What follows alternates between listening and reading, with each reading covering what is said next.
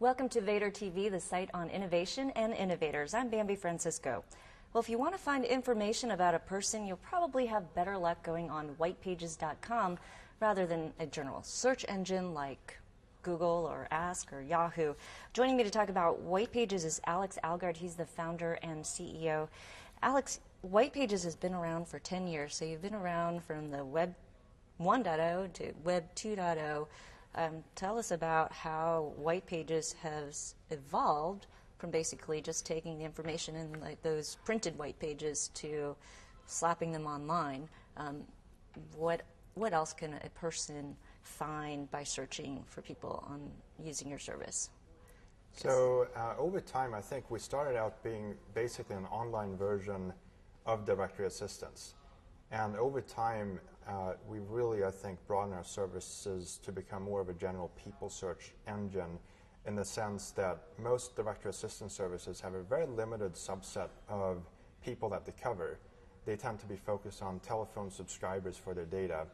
And this year, we're making some really significant progress in expanding the number of people that can be found from 90 million to hopefully by the end of the year, we're targeting 160 million people.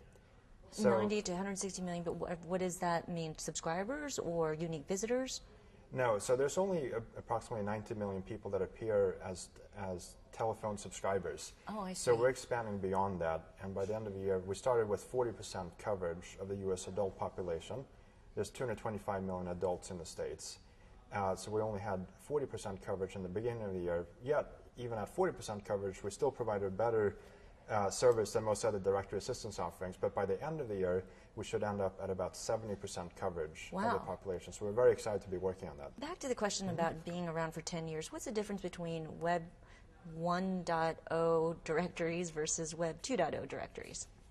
I think a lot of it really has to do with the fact that in the early going, a lot of the directory assistance, pretty much all directory assistance sites, and even today, most of our competitors are entirely dependent on landline telephone subscribers. Mm-hmm. And we're moving above and beyond that to culling information from the web, from a variety of license sources. I think also if you look at the feature set of our website, we tend to offer a lot more functionality in terms of helping people, save their listings into their contacts application.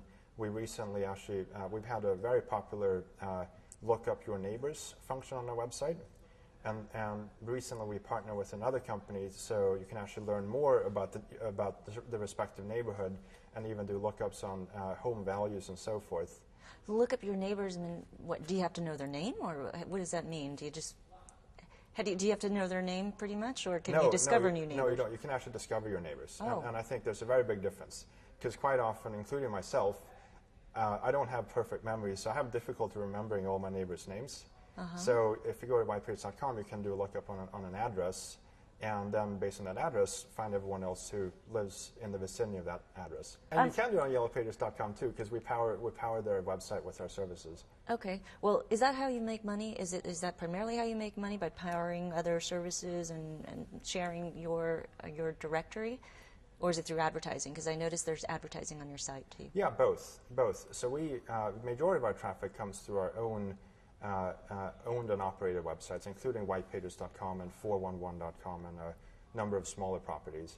But we also get revenue through partnerships, such as yellowpages.com that you mentioned, and several other major properties. But at the end of the day, what really pays the bills is online advertising. Are you profitable, and can you share your revenue numbers? Yeah, we're profitable. We typically don't share profitability figures other than to say that we're highly profitable. What about revenue? On the revenue side, last year we're in the low $50 million range, and this year we're targeting for closer to $70 million. Oh, wow.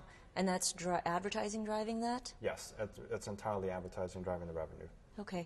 How do you think these social networks are changing the online directory business, because you really can find and discover people and their phone numbers and their cell phones, for instance, on Facebook? How have they changed your business? We don't think they've really changed our business in any significant manner.